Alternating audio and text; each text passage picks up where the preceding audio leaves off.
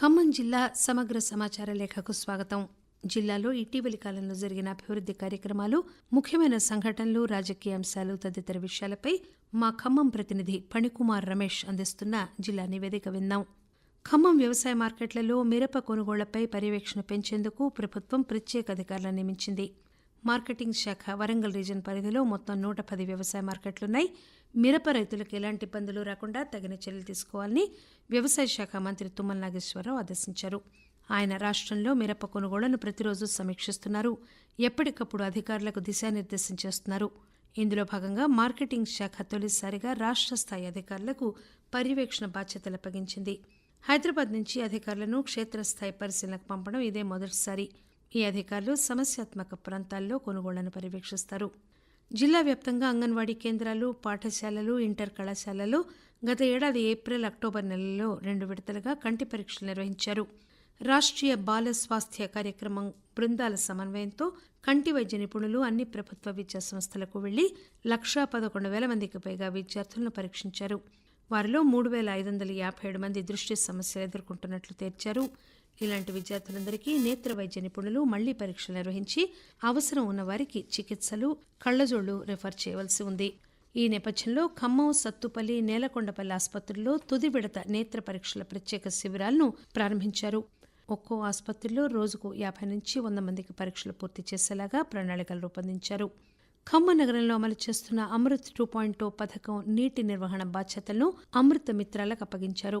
కేంద్ర రాష్ట్ర ప్రభుత్వాల సంయుక్త ఆధ్వర్యంలో చేపడుతున్న అమృత్ మంచినీటి పథకం కింద నగరంలోని 6 ప్రాంతాల్లో 6 స్వయం సహాయక సంఘాలకు ఈ బాధ్యతలు అప్పగించారు. ఒక్కో సంఘానికి ఒక్కో పంపు ఆపరేటర్ను కేటాయించారు. అమృత్ 2.0 నిధులతో నీటి సరఫరా వ్యవస్థను మెరుగుపరచడం, ఉద్యానవనాలు, మురుగు జలాల శుద్ధి వంటి పనులను చేపట్టేందుకు ఒక్కో సంఘానికి 10 లక్షల రూపాయలు కేంద్రం విడుదల చేసింది. కేటాయించిన ప్రాంతాల్లో నీటి పన్నులు వసూలు చేయడం, ఆ ప్రాంతంలో ఉన్న పంపుల వివరాలను ఆన్లైన్లో పొందుపరచడంతో పాటు లీకేజీలను నివారించే పనులను వీరు చేపట్టనున్నారు. కేంద్ర ప్రభుత్వం ప్రతిష్టాత్మకంగా అమలు చేస్తున్న జాతీయ పశు సంపద పథకం పలువురికి ఉపాధి కల్పిస్తోంది. పశువుల పెంపకంపై ఆసక్తి కలిగిన వారి నుంచి ఆన్లైన్లో దరఖాస్తులు కోరుతోంది. గరిష్టంగా ₹1,00,00,000 చేపట్టబోయే ఈ పథకం ద్వారా లబ్దిదారులకు 50 లక్షల రూపాయల వరకు రాయితీని కేంద్రం అందజేస్తుంది.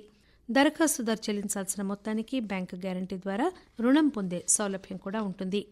టీజీఆర్టీసీ ప్రయాణికుల సౌలభ్యం కోసం ఖమ్మం, హైదరాబాద్ మధ్య నాన్ స్టాప్ బస్సులు నడుపుతున్నారు. ప్రయాణ సమయాన్ని తగ్గించడంతో పాటు భద్రతకు ప్రాధాన్యం కల్పించి వినూత్న సేవలను అందిస్తున్నారు. రానున్న వేసవి కాలంలో ప్రత్యేక రాజధాని ఏసీ బస్సులు కూడా నడపనున్నట్లు అధికారులు తెలియజేశారు. సాంఘిక సంక్షేమ వసతి గృహాల్లో ఉంటూ 10వ తరగతి చదివే విద్యార్థులు ఉత్తమ మార్కులు సాధించేలాగా ఆ శాఖ అధికారులు ప్రత్యేక ఏర్పాట్లు చేశారు. వారిలో పరీక్షల భయం తొలగిపోయేలాగా విషయ నిపుణులతో ఇటీవల ప్రేరణ తరగతులు నిర్వహించారు. ప్రత్యేకంగా రూపొందించిన పుస్తకాలను నెల రోజుల కిందట అందజేశారు. ప్రత్యేక ఆహారం అందిస్తున్నారు. ప్రైవేట్ ట్యూటర్లను కూడా నియమించారు. ఖమ్మం జిల్లా వ్యాప్తంగా 521 ఎస్సీ, 297 బీసీ విద్యార్థుల వసతి గృహాలున్నాయి.